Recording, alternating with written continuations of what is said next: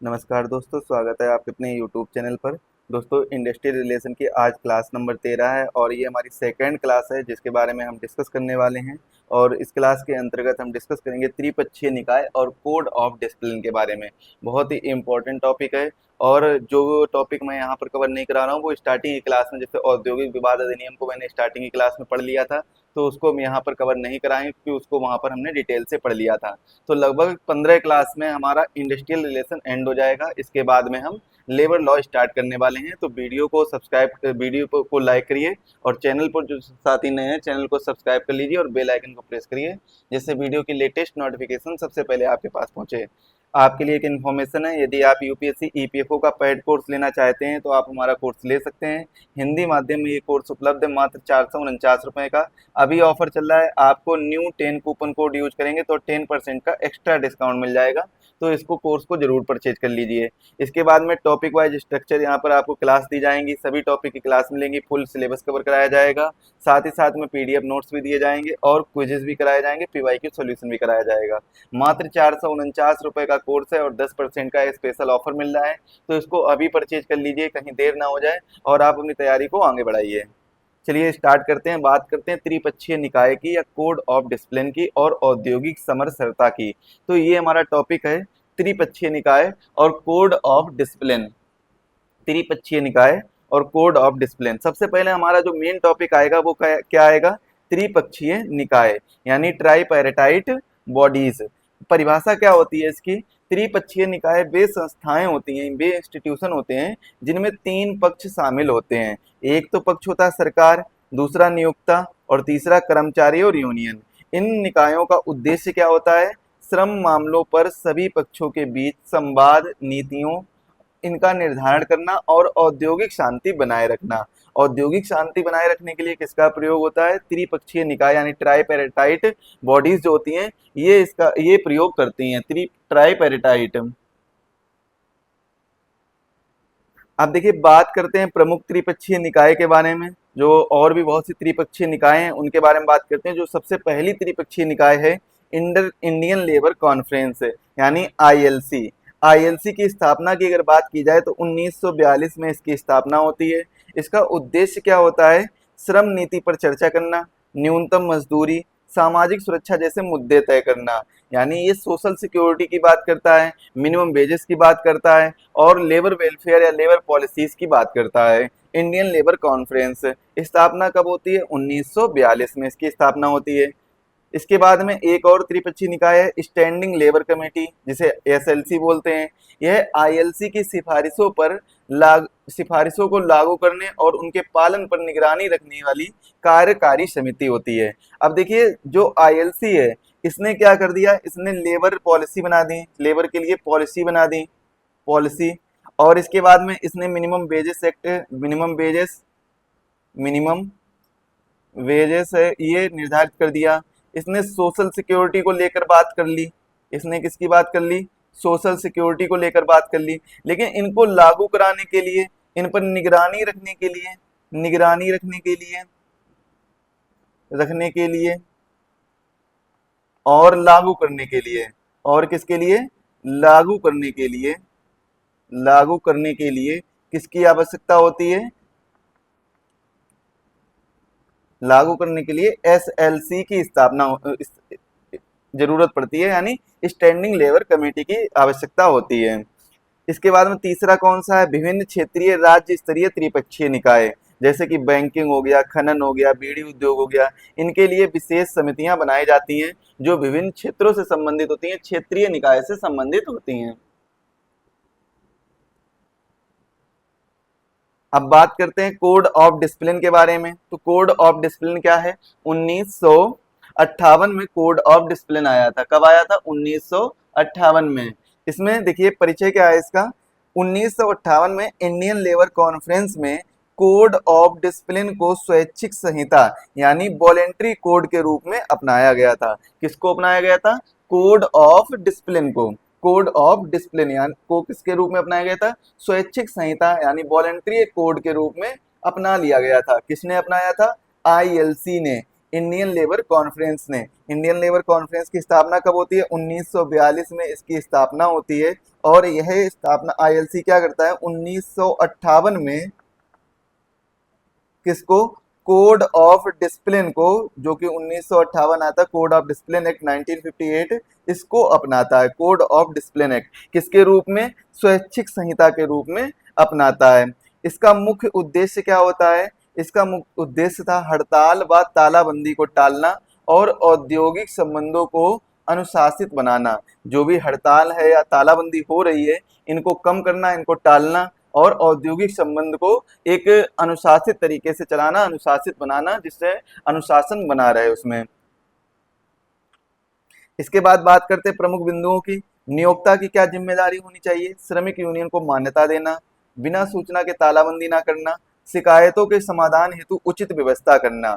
जैसे कि जब हम लेबर लॉ पढ़ेंगे तो लेबर लॉ में हम शिकायतों के लिए अलग अलग प्रकार की कमेटी देखेंगे कि कौन कौन सी कमेटी किस किस एक्ट के तहत कौन कौन सी कमेटी की स्थापना होती है, जिसके तहत क्या होता है, ये स्थापना की जाती है। मतलब जो नियोक्ताओं की जिम्मेदारी होती है और शिकायत निपटान के लिए इस कमेटी की स्थापना की जाती है। कौन कौन से एक्ट के तहत कौन कौन सी कमेटी बनती हैं, इसको हम लेबर लॉ में डिस्कस करेंगे। नियोक्ताओं की जिम्मेदारी की बात हम कर रहे हैं तो इसमें सबसे पहले तो नियोक्ता की जिम्मेदारी ये होनी चाहिए कि कोई भी उद्योग है, उस उद्योग के लिए, पर्टिकुलर उद्योग में जितने भी लेबर काम कर रहे हैं, जिससे कि क्या है, अगर मान लो बहुत ज्यादा लेबर कार्य कर रहे हैं तो उन लेबर के वेलफेयर के लिए, श्रमिक कल्याण के लिए एक यूनियन को मान्यता दी जाए, जिससे कि वो यूनियन डायरेक्ट प्रबंधन से कांटेक्ट कर सके और लेबर की बात को प्रबंधन तक पहुंचा सके और प्रबंधन की बात को लेबर तक पहुंचा सके, श्रमिकों तक पहुंचा सके। तो इसके लिए क्या है, नियोक्ता को श्रमिक यूनियन को मान्यता देना अनिवार्य हो जाएगा। बिना सूचना दिए, बिना सूचना के तालाबंदी नहीं करना चाहिए, कि मतलब सूचना भी नहीं दी और तालाबंदी कर दी, जिससे क्या है, श्रमिकों को सैलरी ना मिल पा रही है, जिससे वो अपना जीवन यापन ना कर पा रहे हैं। इसके बाद में शिकायतों के समाधान हेतु, यदि कोई भी शिकायत की स्थिति आती है, अगर मान लो श्रमिकों को कोई शिकायत करनी है तो उनके शिकायतों की समाधान हेतु उचित व्यवस्था की जाए, जिससे कि वो शिकायत करें और उनकी समाधान कर लिया जाए। अगर उनको कार्य का स्थल अच्छा नहीं लग रहा है या फिर किसी महिला के साथ यौन उत्पीड़न हुआ है, सेक्सुअल हेरेसमेंट हुआ है, तो उसको क्या है, शिकायत करने के लिए, उसके लिए और उस शिकायत करने के लिए एक समिति होनी चाहिए और शिकायत के समाधान की एक उचित व्यवस्था होनी चाहिए। श्रमिकों की अब क्या जिम्मेदारी बनती है? श्रमिकों की जिम्मेदारी बनती है कि वैध रूप से मान्यता प्राप्त यूनियन ही मान्य होगी, कि जो वैध रूप से, कानूनी रूप से यदि मान्यता प्राप्त है तो वो वाली यूनियन ही इसमें मान्य होगी। इसके बाद में अनुशासन बनाए रखना, श्रमिकों को अनुशासन बनाए रखना जरूरी होता है। बिना नोटिस के हड़ताल नहीं करना चाहिए। अगर हड़ताल करेगा तो इससे क्या है, नियोक्ता को हानि होगी, वो उसका प्रोडक्शन नहीं हो पाएगा और जब प्रोडक्शन नहीं हो पाएगा तो सप्लाई नहीं कर पाएगा, सप्लाई नहीं कर पाएगा तो उसकी इनकम नहीं हो पाएगी। कार्यस्थल पर हिंसा नहीं करनी चाहिए और तोड़ फोड़ नहीं करनी चाहिए। कार्यस्थल पर हिंसा ना करें और तोड़ फोड़ ना करें।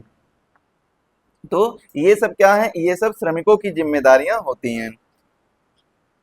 अब बात करते हैं इसके महत्व के बारे में। इसका महत्व क्या है? औद्योगिक शांति की अवधारणा, औद्योगिक शांति की आधारशिला, आधारशिला बनाता है। मतलब इससे क्या है, औद्योगिक शांति बनी रहती है, इसकी आधारशिला बनाता है।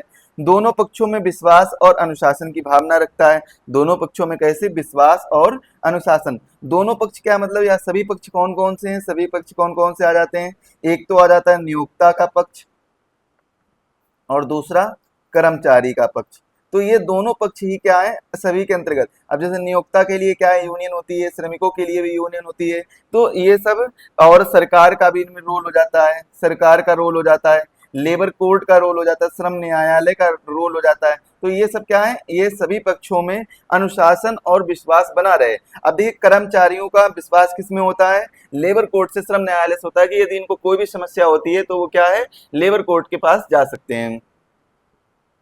इसके बाद में स्वैच्छिक सहमति के जरिए विवाद को कम करना। स्वैच्छिक सहमति मतलब सामूहिक सौदेबाजी की तरफ से या फिर स्वैच्छिक सहमति की तरफ से, जैसे अगर कोई भी श्रमिकों के लिए कोई ऐसी बात हो रही हो और श्रमिकों ने अपने वेतन के बारे में बताया है, बोनस के बारे में बात की है, और मालिक ने क्या किया, उनके बोनस को बढ़ाने की बात कर दी कि भाई हम बोनस बढ़ा देंगे लेकिन कुछ समय लगेगा। अब इसमें क्या है, श्रमिकों की सहमति होगी तो क्या है, विवाद खत्म हो जाएगा, विवाद को कम कर दिया जाएगा।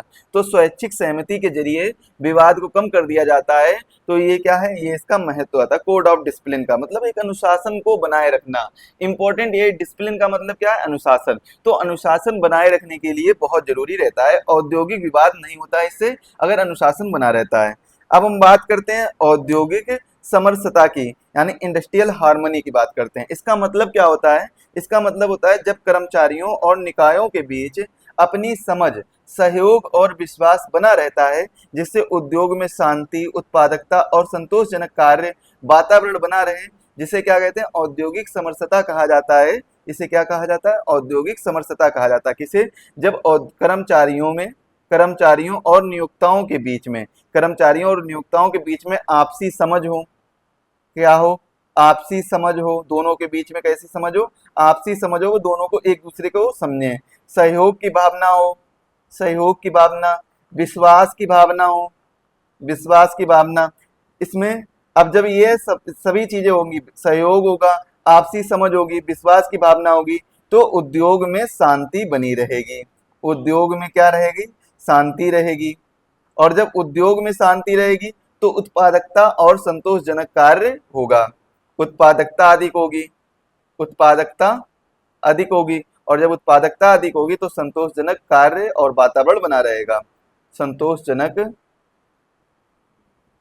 कार्य और वातावरण बना रहेगा। तो ये इसका मतलब क्या है, औद्योगिक समरसता, वातावरण बना रहेगा।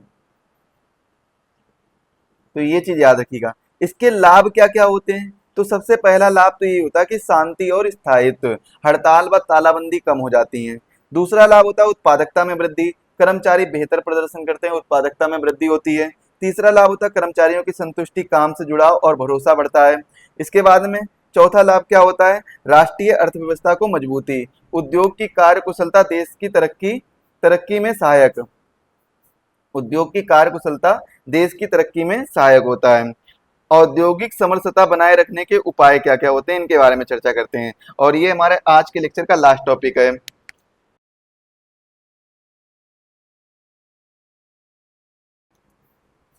समय पर वेतन और सुविधाएं देना, निष्पक्ष प्रमोशन व मूल्यांकन करना, संवाद कायम रखना, प्रशिक्षण या कल्याण योजनाएं, त्रिपक्षीय तंत्र को सक्रिय बनाए रखना। तो ये हमारा क्या था, आज का लेक्चर था, जिसके अंतर्गत हमने क्या पढ़ा है, जिसके अंतर्गत हमने त्रिपक्षीय निकाय, code of discipline, code of discipline के बारे में जाना है, त्रिपक्षीय निकाय के बारे में जाना है, कोड ऑफ डिसिप्लिन के बारे में जाना है, और इंडस्ट्रियल हार्मनी के बारे में समझा है। बहुत ही छोटा सा लेक्चर है। और इसके बाद में एक हमारा लास्ट टॉपिक बचेगा, सामाजिक सुरक्षा और श्रमिक कल्याण, सामाजिक सुरक्षा और श्रमिक कल्याण। इसके बाद में हमारा ये औद्योगिक संबंध है वो एंड हो जाएगा, और हम एक नए सब्जेक्ट की ओर चलेंगे, जो या तो हो सकता है अकाउंटिंग, या तो हम किसकी ओर चलेंगे, या तो हम लेबर लॉ की ओर चलेंगे। तो आप लोग हमें कमेंट बताइए कि आपको अगला सब्जेक्ट कौन सा पढ़ना है, लेबर लॉ या अकाउंटिंग, तो इसके बारे में आप लोग कमेंट में बताइएगा। तो अगले जो सेशन का हमारा टॉपिक रहेगा सामाजिक सुरक्षा और श्रमिक कल्याण, इसके बारे में हम पढ़ेंगे। और यदि अभी तक आपने हमारा कोर्स परचेज नहीं किया तो कोर्स को जरूर ले लीजिएगा, मात्र 449 रुपए में ये कोर्स है, और आपको बहुत ही आसान भाषा में यहाँ पर समझाया जाएगा, कंप्लीट सिलेबस कवर कराया जाएगा, तो इसको जरूर परचेज करिएगा। चलिए देखते हैं इसके बारे में कुछ इन्फॉर्मेशन लेते हैं। तो ये मात्र आपको 449 रुपए में ये कोर्स मिलेगा। यदि आप न्यू 10 कूपन कोड यूज करेंगे तो इसमें आपको 10% का एक्स्ट्रा डिस्काउंट मिल जाएगा। तो लगभग आपको 404 रुपए का ये कोर्स प्रोवाइड करा दिया जाएगा। इसके साथ ही साथ में इसमें कंप्लीट सिलेबस कवर कराया जाएगा, हिंदी में नोट्स दिए जाएंगे, हिंदी मीडियम की क्लासेस रहेंगी, हाई क्वालिटी पीडीएफ मिलेंगे, हैंड रिटन नोट्स मिलेंगे, और साथ ही साथ में आपको कुछ ऑडियो फाइल भी मिलेंगी, जिससे आप अपना सही समय पर सही टाइम से कभी भी किसी भी वक्त रिवीजन कर सकते हैं। गाने जिस प्रकार से गाने सुनते हैं तो उस प्रकार से आप रिवीजन भी कर सकते हैं, तो ऑडियो फाइल के माध्यम से आप रिवीजन भी कर सकते हैं। चलिए आज के लेक्चर के लिए बस इतना ही रखते हैं, मिलेंगे अगले लेक्चर में, तब तक के लिए आप सभी को धन्यवाद। जिस किसी साथी ने अभी तक चैनल सब्सक्राइब नहीं किया है तो चैनल को सब्सक्राइब कर लें और बेल आइकन को प्रेस करें, जिससे वीडियो की लेटेस्ट नोटिफिकेशन सबसे पहले आपके पास पहुंचे। मिलेंगे अगले लेक्चर में, जिसमें हम पढ़ेंगे सामाजिक सुरक्षा के बारे में पढ़ेंगे, और श्रम कानून के बारे में या श्रमिक कल्याण के बारे में पढ़ेंगे। मिलेंगे अगले लेक्चर में, तब तक के लिए धन्यवाद।